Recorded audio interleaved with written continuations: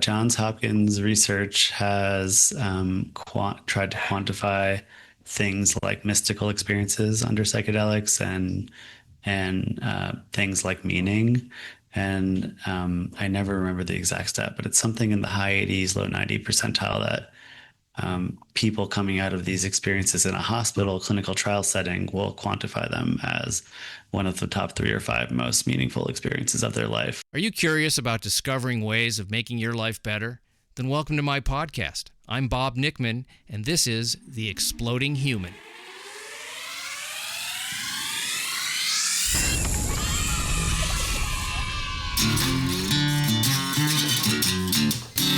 Listen in while I talk with all kinds of people in the fields of personal growth, health and healing, alternative therapies, psychology, spirituality, environment, and the future.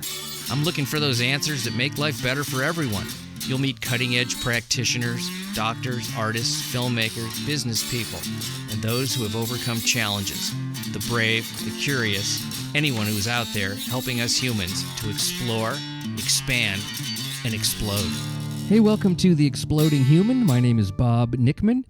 My guest today is Myles Katz, and we're going to be talking about psychedelics and the psilocybin experience. Myles runs retreats in the state of Oregon, where it is legal, and we talk about some of the benefits people can derive from the use of psilocybin, such as dealing with depression, anxiety, PTSD, and addiction. We also talk about some of the more spiritual, metaphysical benefits of psychedelics and what the experience of going to one of these retreats is like. We also talk about how Myles got started in this field and where he thinks things are headed. So let's jump in. This is Myles Katz. Myles Katz is with me today. He's in Oregon. I'm in Los Angeles, so we're West Coast guys. Same time. And we're going to be talking about psilocybin and what he does with the, we used to call it magic mushrooms. That's what we used to call it. I don't know if we still do. Still acceptable phrasing. And there was some magical things about it from my recollection of many years ago.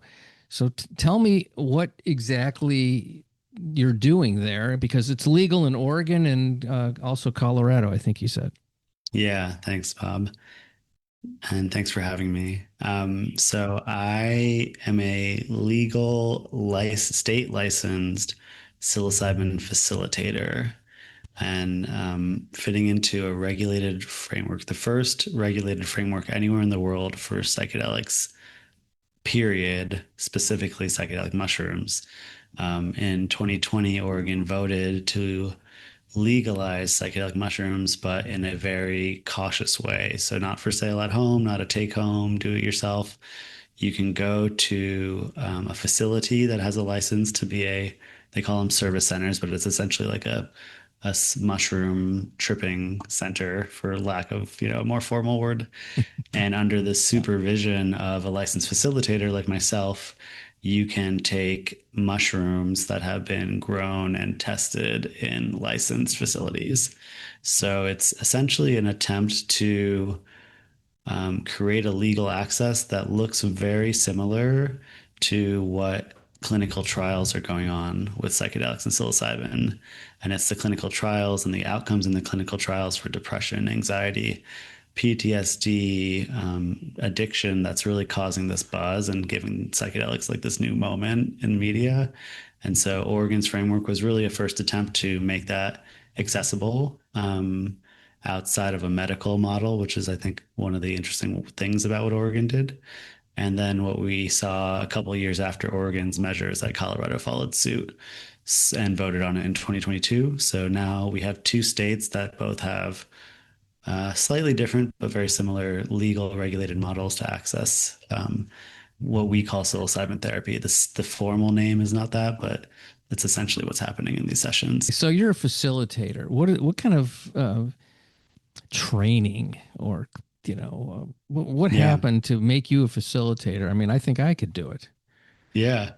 I'm a nice guy. I calm down. It's not a big deal. That's the whole thing right there. Yeah, I think that this is like the biggest gap in the whole system, at least in Oregon, it's from what I understand about Colorado as well, is I think something noble that both states did is to attempt to legalize this therapeutic offering outside of a Western medical model. Once you get the Western medical model in, you're getting with doctors and prescriptions and Yeah. maybe insurance. And, a lot of people here in the States don't have positive experiences with that. And those classically trained individuals don't necessarily know anything about psychedelics. And so what they did is they said you need to have these bare minimum requirements, 21, college degree or high school degree, not even college.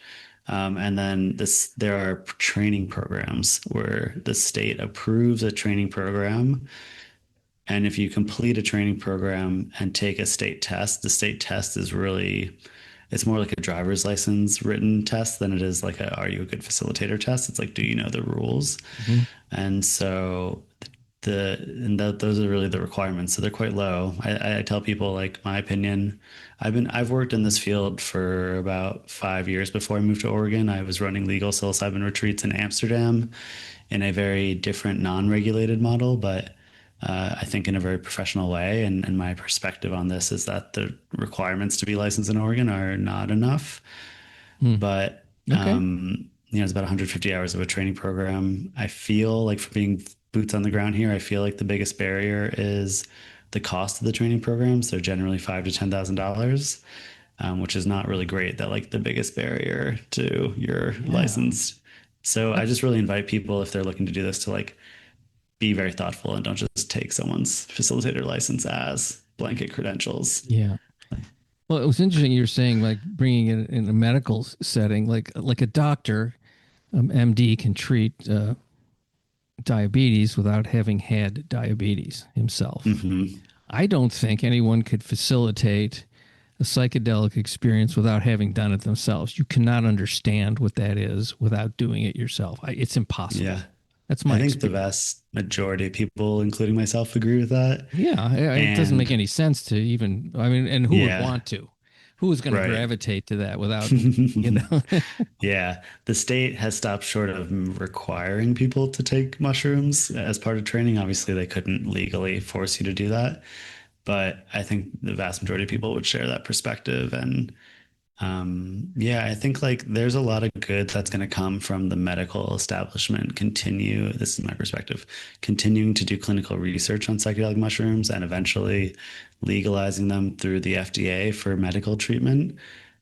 And I don't feel a lot of hope about how they're going to implement psychedelic care. It's going to feel like going to the doctor. It's going to be very hard to schedule appointments. You're going to have to negotiate with your health insurance for psychedelic therapy coverage. It's going to be the disaster that US healthcare is. So now let's talk for a minute about the things that the reasons people want to do these things because like you mentioned a bunch of things like anxiety and depression and Hmm. PTSD. Um, but I would think, this is just me, I would think a lot of people want to take it because they feel stuck. They've done all these Yeah. things and they just like, I'm right there on the edge and of like getting to that next thing. I'm not even sure what it is. I've done all the things Yeah. that I can do, from meditation to, breath work and all these things that I've tried. Hmm. But I really, I want to like a little push. I would Yeah. think that would be the main reason. Yeah. I I'm might be wrong. smiling because stuck is like by far the biggest word that we hear. I tell people my perspective is one reason psychedelics are having a moment is because they are inherently very powerful. And I think the other reason they're having a big moment right now is because the tools that we have as a society are not that great. Like, especially Western medicine is like SSRIs are still our best tool for depression. And statistically, they're not that distinguishable from placebo as far as effectiveness. Yeah. And so I actually don't think the kind of labels of diagnoses are separate from being stuck.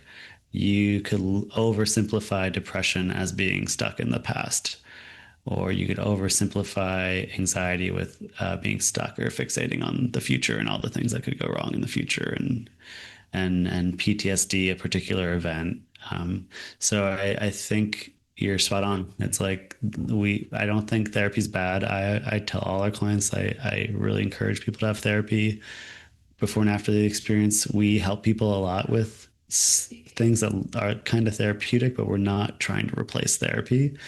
And so I think people will get more out of these experiences with the foundation that therapy provides and the longer term support over months and months that it provides. But for most people, therapy doesn't move the needle entirely. Um, Well, yes, that is my experience too, because it only treats a certain part of the brain, yeah, whereas other things will not deal with just the intellect or talking about the emotions. It will actually give you an experience yeah, where exactly. you can literally make a shift. I mean, my the way I describe, and I'll just talk about my own experience because Yeah, perfect. with psychedelics or whatever. Well, the first thing is, like you were saying, being stuck in the past or worrying about the future.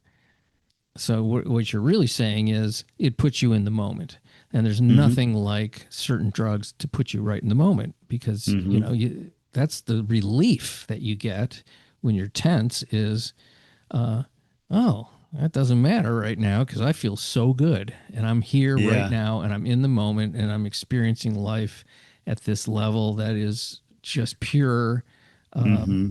vibration. Let's put it that. I like that word. Yeah.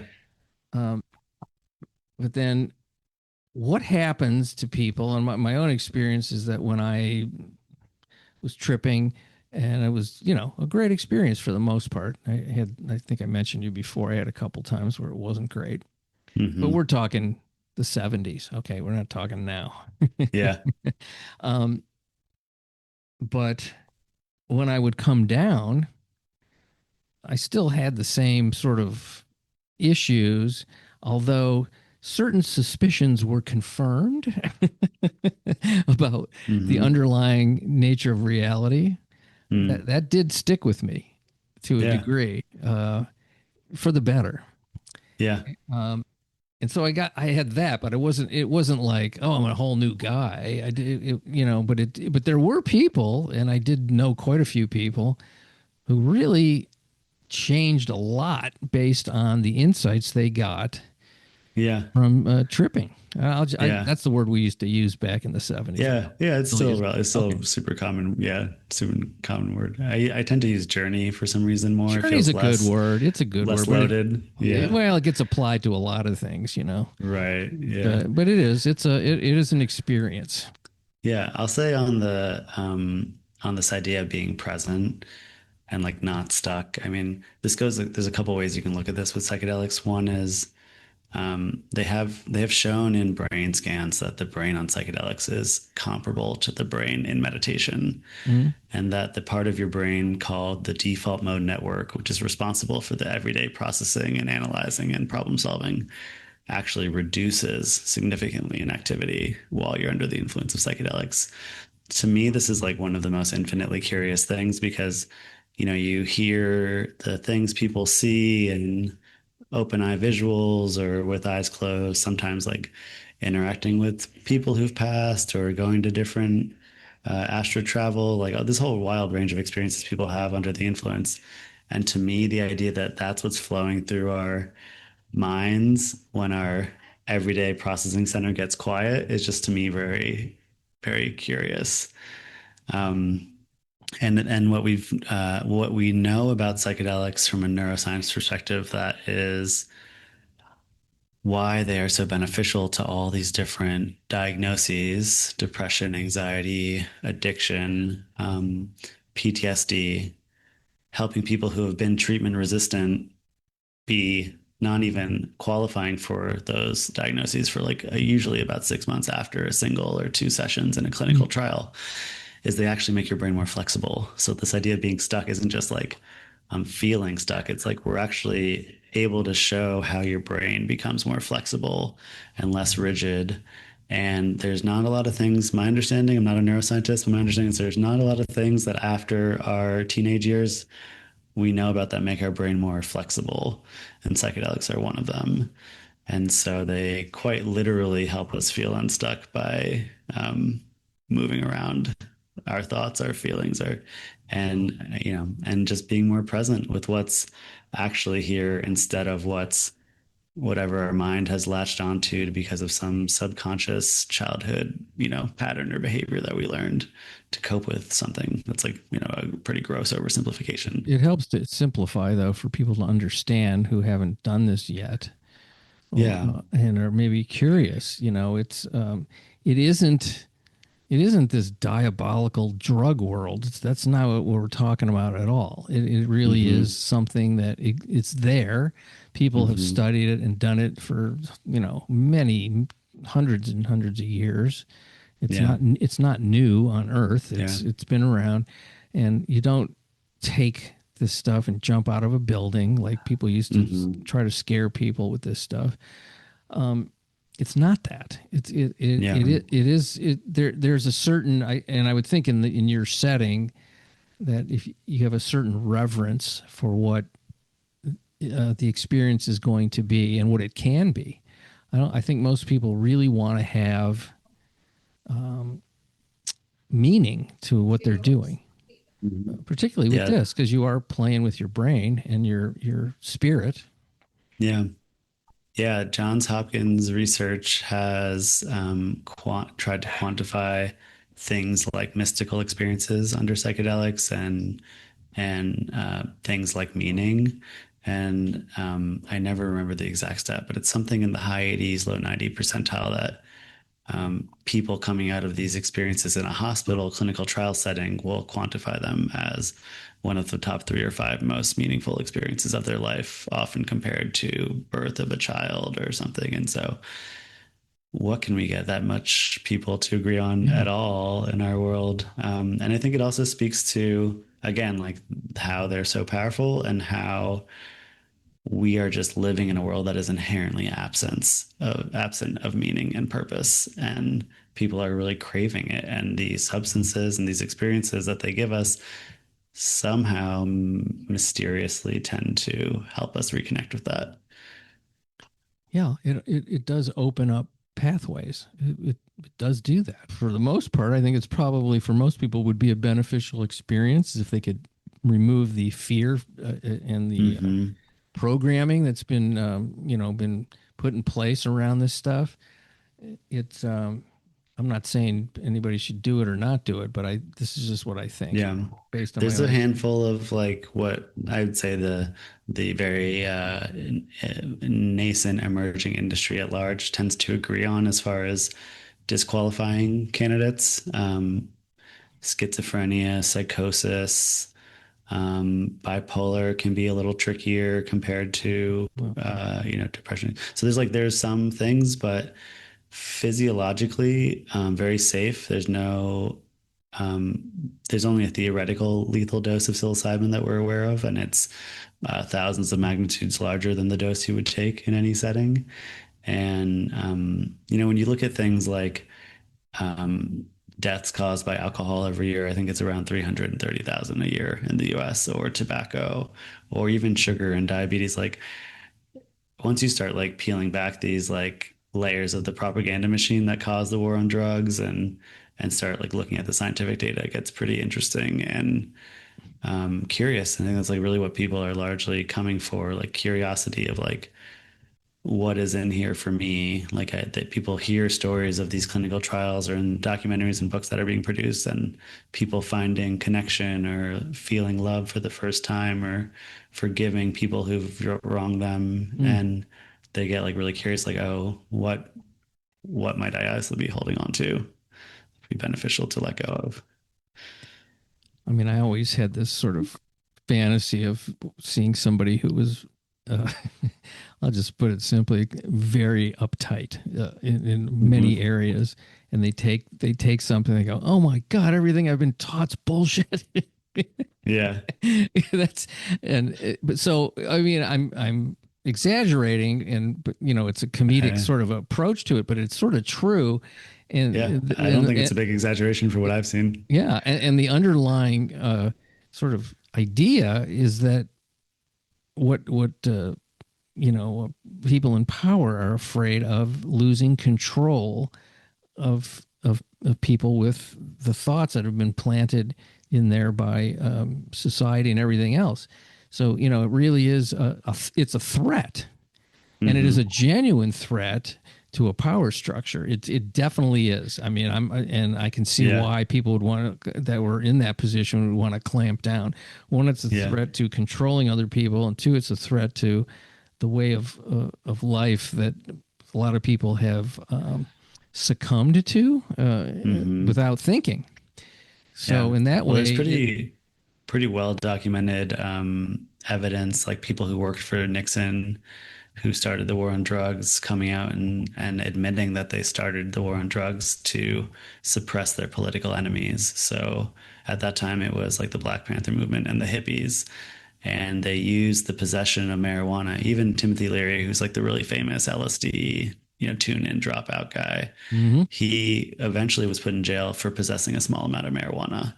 And so they use these new drug laws that they implemented to literally put the people who were leading the movements that oppose them in jail. And I mean, I feel like the world is coming to terms with cannabis pretty openly, that it's not what we were told. But in the beginning, it was like you'll go crazy, you'll chop up your parents with an axe. There's like actually a story that like started the war on drugs that includes a guy in Florida chopping up his parents with an axe after he smoked marijuana. For most of us that smoke marijuana, that sounds pretty crazy, Yeah. that like you might get the motivation to do that with that substance. There were some amazingly hilarious. Now they were hilarious, but Mm-hmm. remember the TV show Dragnet? I know you're maybe too young to remember that, Not familiar with it. but it was a cop show called Dragnet, and Mm-hmm. the stuff they did on drugs was, I mean, if you watch them now, they're absolutely cartoonishly hilarious. Yeah. A guy smokes weed, and him and his wife are so stoned they drown. The baby drowns in the bathtub, and Yeah. they even have a guy, I forget the character, but he was a Timothy Leary guy that had all these Mm-hmm. kids that were over there climbing on walls when they trying to climb the wall. It's just like Yeah. really, really, like you're going, oh man, this is terrible. Yeah. But It's really, once you learn the science and the facts and the that history, like it's crazy, and it's also really sad because a lot of people are still in jail for these things. oh, brutal. and and and then there's like another layer of like what's like the potential that's been missing. Like we know that mental health rates have been declining, we know people feel more isolated, Yeah, we know they're getting addicted to things like alcohol, which isn't just legal, it's like shoved down our throats, alcohol at like every event that we go to or yeah. socialize. So layers and layers and layers. And yeah, there's a pretty interesting. I call him a psychedelic philosopher. He's dead now. His name was Terence McKenna. He can be out there with some of his thoughts, but he wrote an interesting book called Food of the Gods. And in this book, he goes through his analysis of every single psychoactive substance and how these are male dominator substances: coffee, sugar, alcohol, tobacco, because they allow us, and they're accepted in our society because they let us consume them, put our head down, and keep going in the machine. I'm like kind of paraphrasing what his words Hmm. are. Where the female energetic substances, cannabis, psychedelics primarily, are not accepted in our society because they tend to make us ask questions and slow down and like not be part of the machine. So the interesting food for thought.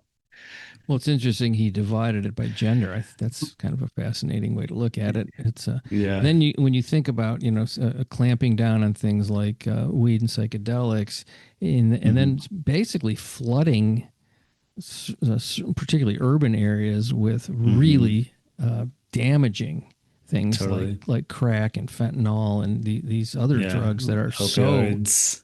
yeah, they're numbing Yeah. drugs as opposed to expanding drugs. Yeah. So not all Yeah. drugs are the same.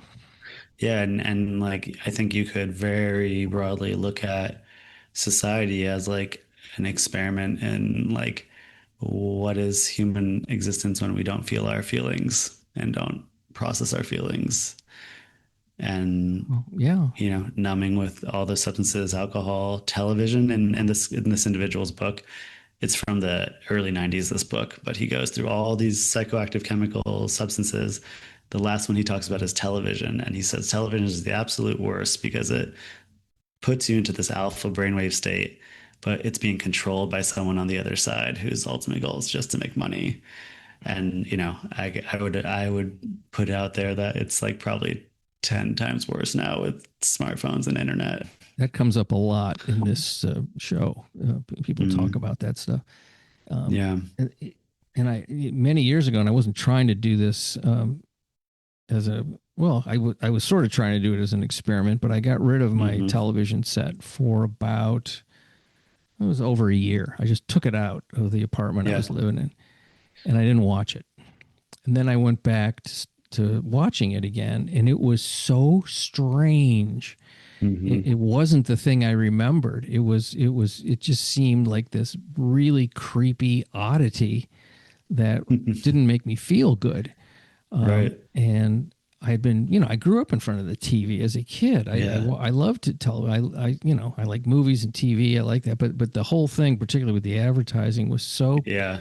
so manipulative and creepy, and it really dialed back my television watching permanently. Not, I mean, I still watch TV once in a while, but it Yeah. isn't the thing that it was prior to doing that experiment. So it's worth Yeah. it. Can you go a year without a TV?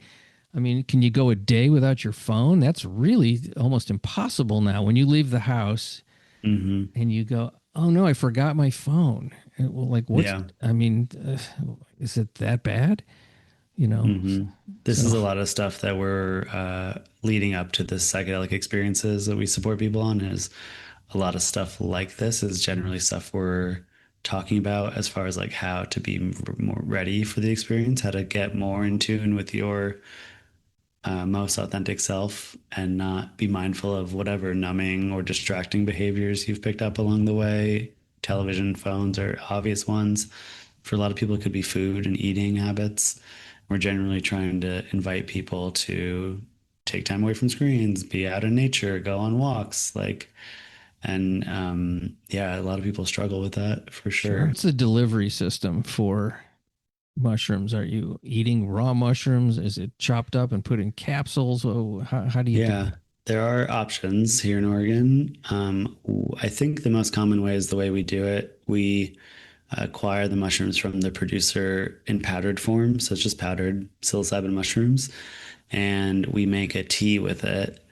And there's a couple steps in that process that are advantageous for most people consuming mushrooms. First, we use lemon in the tea. Lemon not only helps it taste a little better, but the acid in the lemon breaks down the psilocybin in the mushrooms into something called psilocin. And it's a similar process to what our stomach acid does when we eat psilocybin mushrooms, and it breaks it down so that psilocin is what's actually absorbed in our bloodstream and attaches to our receptors in our brain.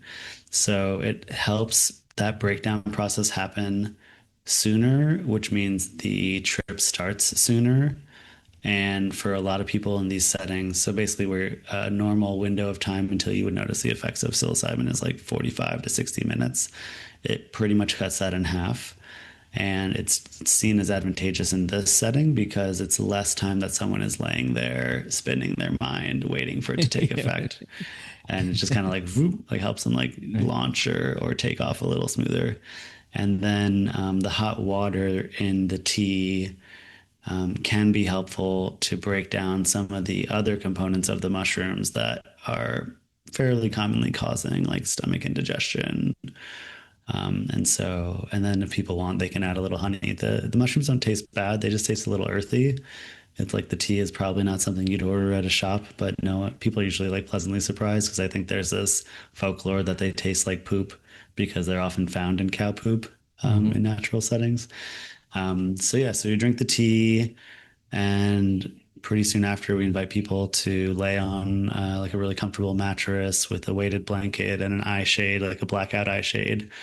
Usually put on a pair of headphones with non-lyrical music playing, music that's like designed to guide them on their journey, but not be directive.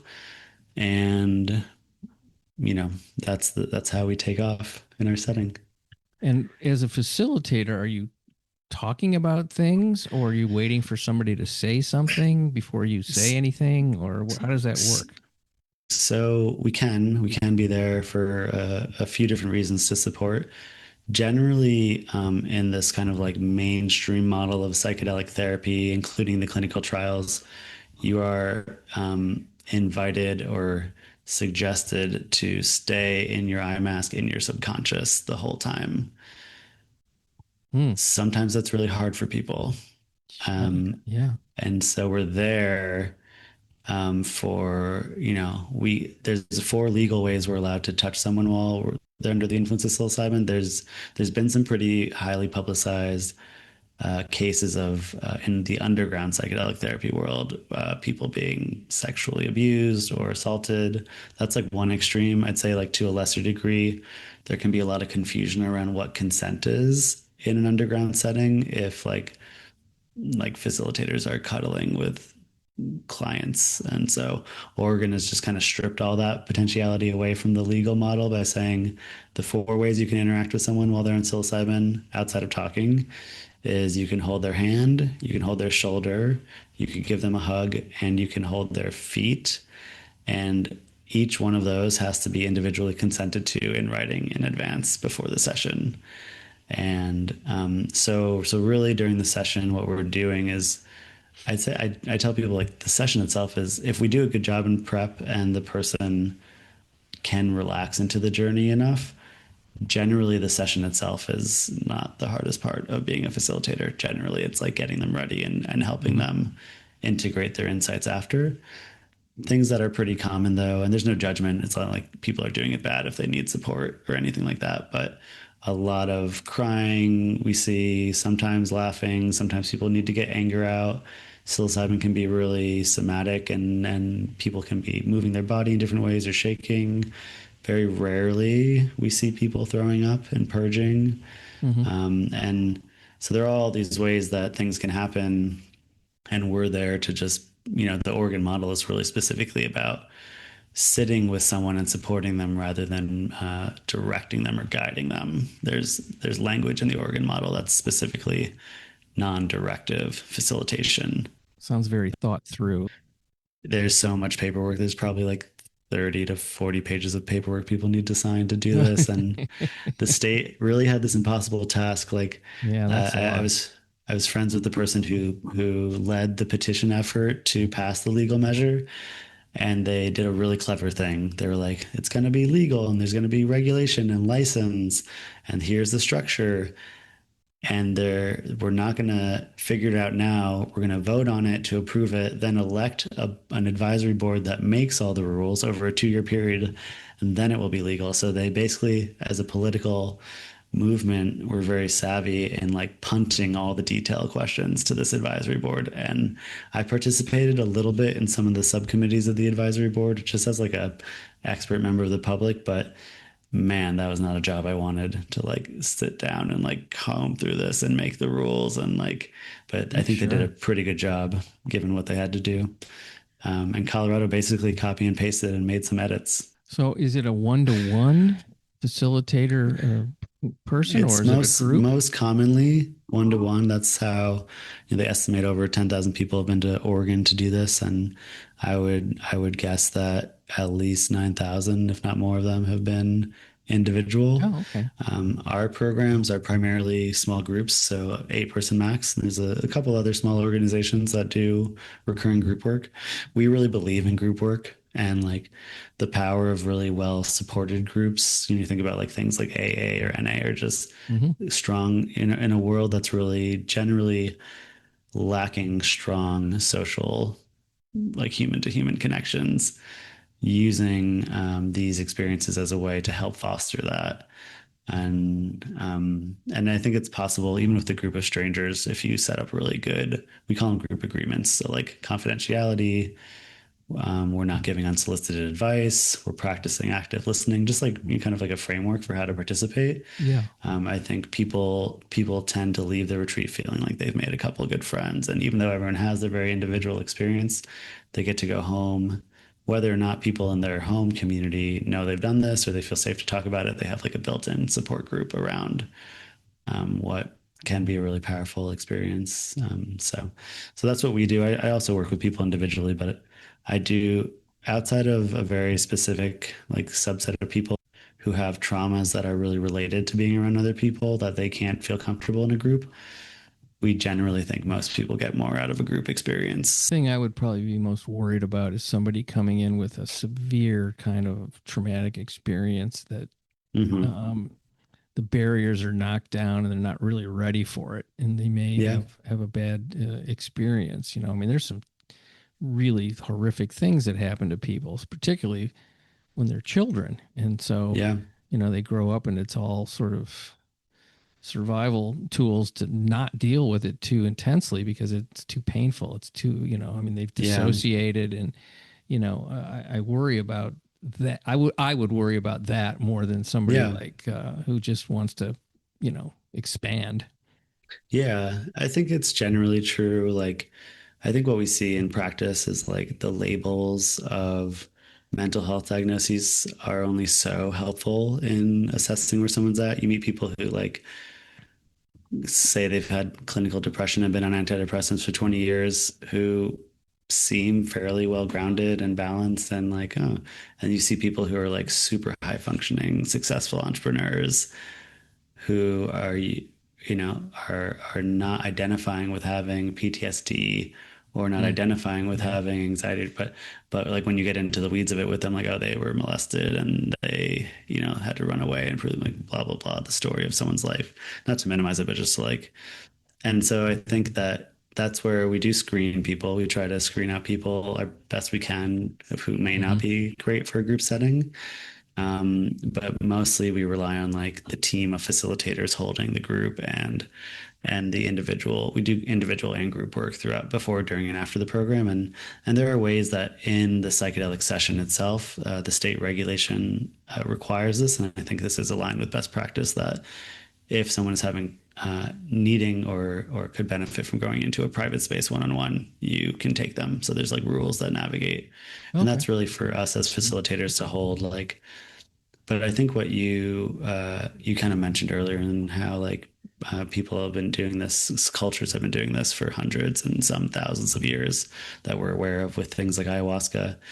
Virtually all the traditions that have used psychedelic plant medicines have done so in group circle in ceremony, and what we hear more often, it could be hard to imagine as someone who hasn't done it before, but what we hear more often than this person was having a big experience and it distracted me is this person was crying and it allowed me to experience sadness and I started crying and it was part of my therapeutic process. And there's like these interesting, what might sound like really new age woo woo ways that like people's experiences can support other people's experiences. Sure. Yeah. Even down to like sometimes it's rarer, but sometimes like the whole group will burst out in giggles, and no one's like talking, making jokes. It's just like one person will start laughing, and it'll trigger, Yeah. and it may seem counterintuitive that that's therapeutic, but for a lot of people, especially in our world, like laughing and experiencing joy in like this really raw, open way can be super powerful and healing. So yeah, it's interesting. I think when I'm working with someone, if someone doesn't want to do a group experience, like we're not trying to convince anyone. It's like I trust people to make decisions and then they're both experiences are very powerful. But I think our small nonprofit organization is a little biased that like unless you have a really specific trauma that won't ever allow you to feel safe in a group, Hmm. there's probably some benefit to leaning into the resistance of a group. Everyone has it. Everyone's like doing this either for the first time or the first time in 30 years or the first time this way. And so it's super normal and natural to be like a group of strangers. That feels weird. Why would I do that? But there's ways to make it feel supported and safe and and I think people like having community when they go home is pretty important given how society is not very receptive to these experiences on a whole. It sounds like it's going to become a little bit more mainstream over time. I mean, the fact that two states are allowing it is incredible. Because I mean, Yeah. back when I was a youngster, Yeah. none of this was even remotely possible. It was completely underground. I mean, Yeah. the the terror around even getting caught with this stuff was just Hmm. tremendous. I mean, people did it, but it was still like, Hmm. if I get caught, I can go to prison. you know. Yeah. Yeah, which is still the case, but there seems to be a lot less priority for law enforcement. New Mexico has now voted to legalize, implementing at the end of 2027, a slightly different model of Colorado and Oregon. But they've what was interesting about New Mexico, it's so in Colorado and Oregon, they put it to the public for a referendum vote. Hmm. In New Mexico, the legislators decided, because that's two ways laws can be passed. Either people vote on it or the legislator decides. So it was really interesting to see the first state legislator Wow. decide to find a legal model. And then there's all these pockets of just kind of like talking to the acceptance that's happening right now is lots of cities and counties around the country, particularly in like liberal urban centers, are decriminalizing. So it's not legalizing mushrooms, but it's reducing it to the lowest level of law enforcement priority. There are a lot of psychedelic churches. So a lot of people are operating under the this is my sacrament. And there's an interesting case in Utah where the DEA confiscated the mushrooms of a legal mushroom church, and through a judge was forced to give them their mushrooms back because it was deemed that it was religiously appropriate.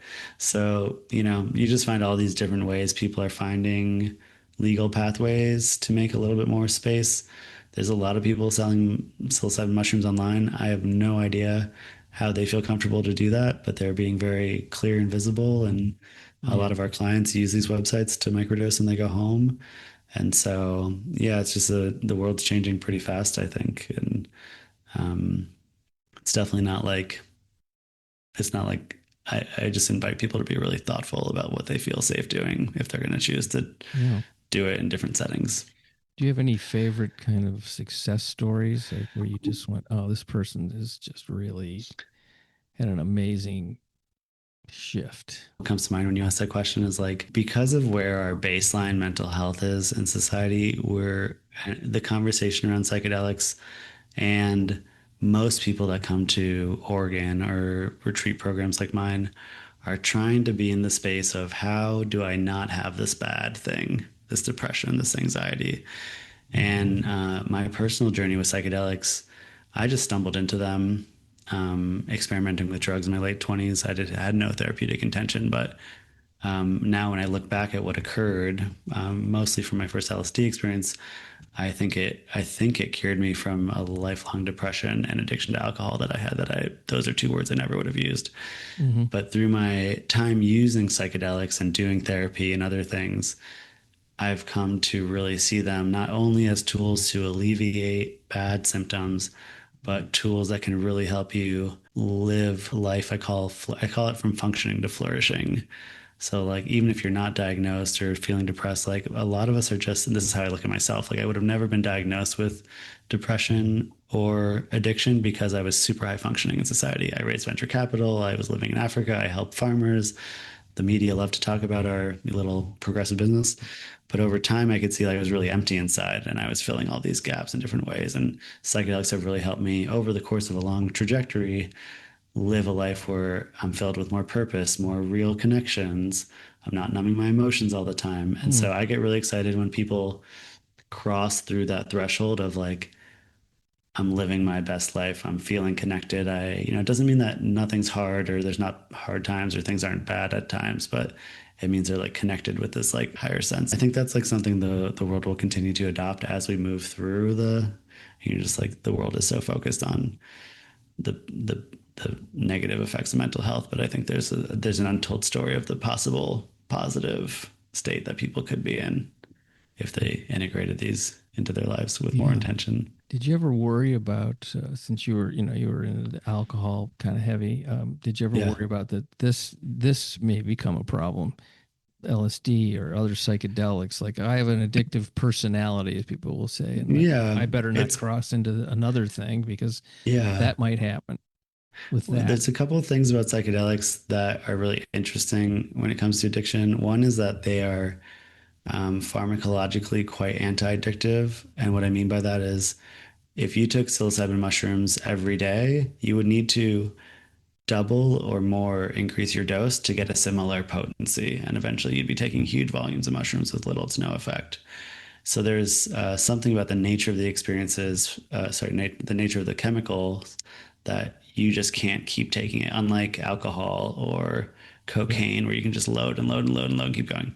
So that's one thing. The other thing is that, especially at the much higher dosages, these like really powerful, profound, often challenging, difficult journeys generally don't leave people wanting to do them right away. Mm-hmm. They can, people, we don't use this language because it can be loading, but people will say it felt like 10 years of therapy in 6 hours. I've heard this And before. Yeah.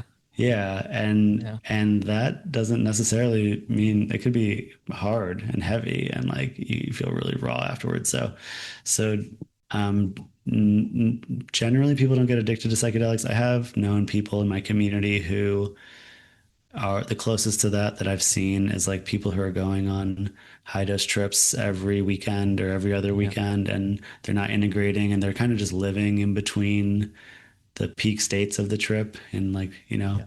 that's nothing I know about that is pharmacologically harmful. It's just not the best use of the tool, Yeah. in my opinion. It would seem And you like can, an avoidance thing rather than something. yeah, and you can start to lose touch with reality pretty quick. And then there's like, there's ways that psychedelics can inflate narcissism, and you can have this illusion that you've reached the top of the mountain metaphorically when really you're just like living in between the psychedelic trips. So it's pretty rare, but it happens. Yeah. And yeah. That's an interesting thing you just said, because I had a friend back in high school, and he was talking about another friend of ours that was doing acid, at school all the time, 2-3 days Yeah. a week. And I mean, he was really, and he goes, his ego is out. He goes, because it smashes the ego so thoroughly when you're high that in order that people have to build it up, and they become very narcissistic and egotistical as a way of sort of as a backlash to it. That was his metaphor, theory, and he was, he was 17 when he said this to me, and I'm like, wow, I didn't even think of that. I mean, the metaphor that I got this from a book I read called Stealing Fire. It's a great book, but it's all about how peak states are integrating into our society, and psychedelics are a big part of the book. But the author uses a metaphor like some people go to the mountain and they feel humbled and they have gratitude and they see the awness, and some people go to the mountain and then come back down and think they're special because they've been to the top of the mountain. Yeah, sure. and so you meet a lot of people who work in psychedelics who are very narcissistic and egocentric, even though, so there's no free pass. Like you're not like automatically a better person because you do psychedelics. But generally they're helping a lot of people. And we're still learning a lot about how to do it in the best ways. Like if you dig into these clinical trials and the formats, like, we have a good foundation, but there's still a lot to learn about like what types of music or what dosages or what pre-qualifying, frameworks or, So if people want to contact you or find out more information, is there a website? What can people do? So our organization is called Confluence Retreats, and the website is confluenceretreats.org. We do free 45, 60-minute intake calls with anyone who's curious. It's a really big part of building rapport and trust and helping people work through what they might want to expect out of this or what they might get. And otherwise, I'm also generally interested to connect with people and just help them sort through, like if they want to do ayahuasca, where to go. We don't do that, but like things like that. Like I think my main intention in the world and this iteration of the work for me is just helping people thoughtfully integrate psychedelics in their life if they want to. That's how I frame it. Well, I really appreciate your time, and it's a pleasure talking to you, folks. This is an interesting topic, and it's a growing thing. I appreciate it. I enjoyed the conversation. Yeah, me too. So have a beautiful evening, and you know where to go, folks, if you want more. Confluenceretreats.org. Thanks, Bob. Much appreciation for you folks listening to The Exploding Human. The website is theexplodinghuman.com. You can also listen on YouTube. That is The Exploding Human with Bob Nickman. Once again, I want to thank Myles Katz for being on the show. Have a fantastic day.